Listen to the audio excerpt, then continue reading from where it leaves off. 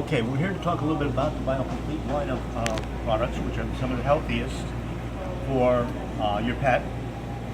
Basically, we produce a whole line of raw diets for dogs. We do some cooked diets as well.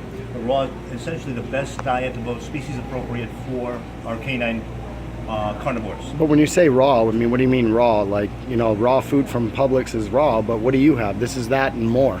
Okay, what we do that's different than even what you get in the supermarkets is, first off, we're getting the cleanest meats, proteins that we can get.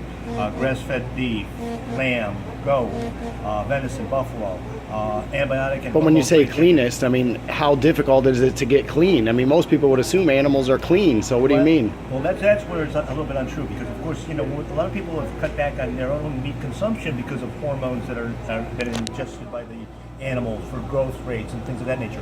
Feeding them a species inappropriate diet. Cows are supposed to be eating grass. We feed them grain. Basically, that causes the meat to be more inflammatory, more omega-6s, where grass-fed beef and red meats have all got more omega-3s and 9s, which are actually healing. That's why when I was a kid, I didn't have to worry about taking supplements because the nutrition was already packed into the foods. We do a lot of different blends based on very, very specific needs. For instance, we have a one that we call our heart and soul. It is basically high muscle meat, which is heart, along with brains. Brains are extremely high in omega-3s and 9s. In fact, the 6-to-3 ratio is almost 125 to 1. We're hoping to hit somewhere around 50-50 in our own bodies just to keep ourselves from having inflammation. So it's truly a healing food.